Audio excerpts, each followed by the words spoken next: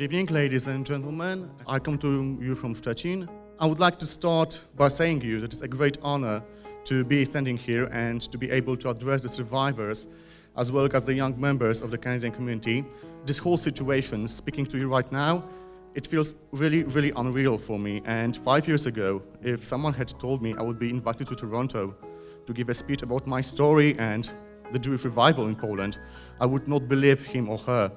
Especially if I was told that my flight will shorten my stay at something called Keynote conference in Poland, where about 800 Jews, or should I say 800 Polish Jews, gathered to learn, to meet, and to celebrate Shabbat and Hanukkah together.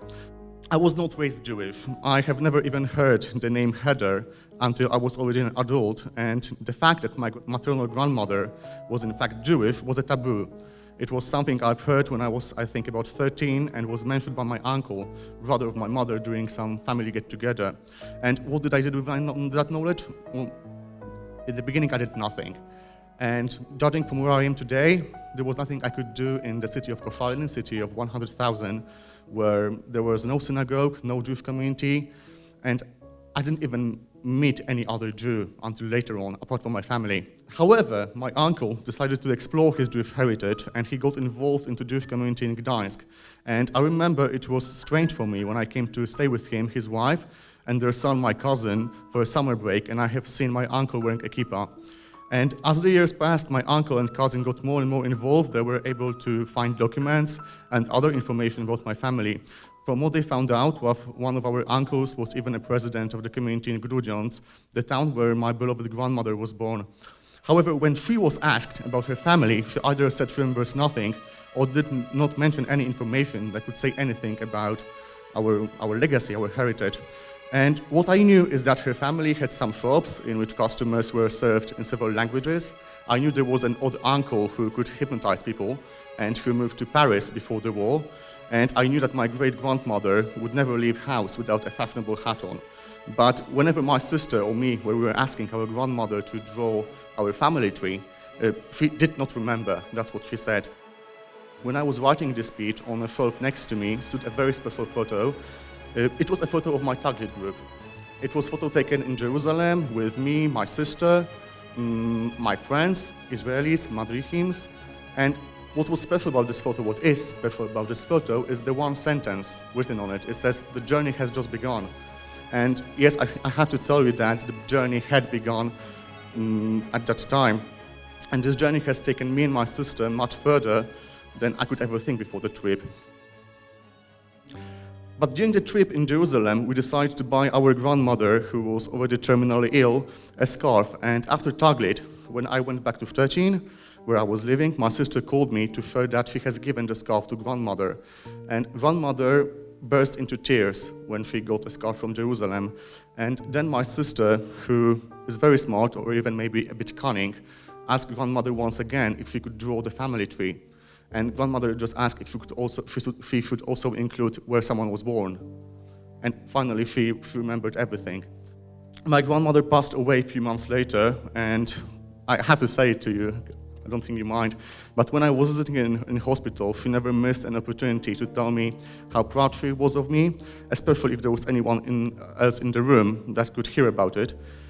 And however, she finally started to talk about her early days with my sister, but when it came to war, she always changed the subject. And I remember my grandmother as a remarkable person, you know, the kind of grandmother who spoils the grandchildren with apple pie, Polish pierogi, and who loves grandchildren more than anyone in the world, like every grandmother. I know too little about her, and I will always regret not knowing more. However, I know I'm also very lucky, because I know something about my grandmother, and I know something about her life. And not everyone in Poland who finds out that he or she is Jewish is as lucky as I am. My grandfather, my Polish grandfather, my non-Jewish grandfather, was named Kazimierz. His friends called him Kazik. And he was the first person who took me to see a death camp. It was Majdanek camp. I was 14, and on the way back from Ukraine, which was former territory of Poland, where my grandfather was born and raised, we went to Majdanek. It turned out that during World War II, my grandfather was a member of the Polish underground army, and later on he was in the army which liberated the camp. And as we were standing in the crematorium, he told us that it is the exact place where he had his first night shift after the liberation of the camp. And after he said that, I realized while he was always saying that the movies we were watching together will never be as scary as what he has seen in real life. My story is one of many stories which are part of the Jewish revival in Poland. Sometimes me and my friends are said to be the generation that should not never exist. And after I came back from Taglit, I took every opportunity I had to explore what it means to be a Jew. I went to every conference, every workshop, and every seminar that could provide me with an input and which accepted me as a participant. You might ask why I had the urge to do so, and there is no rational answer I can give you.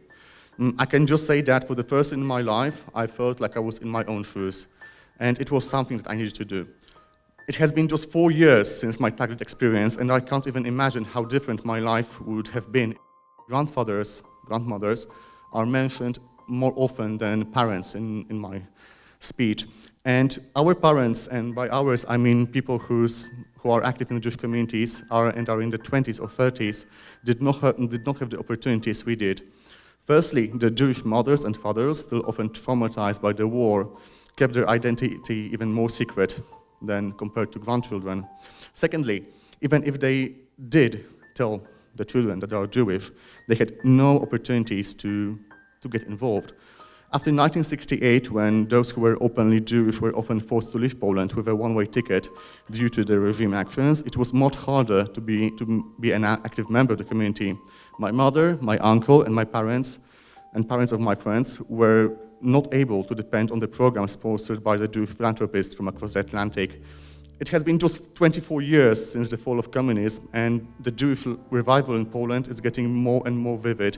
And I am totally aware that neither this generation nor a dozen next generations we will be able to bring back to Jewish life what was before 1939. But once again, there are millennium in Poland.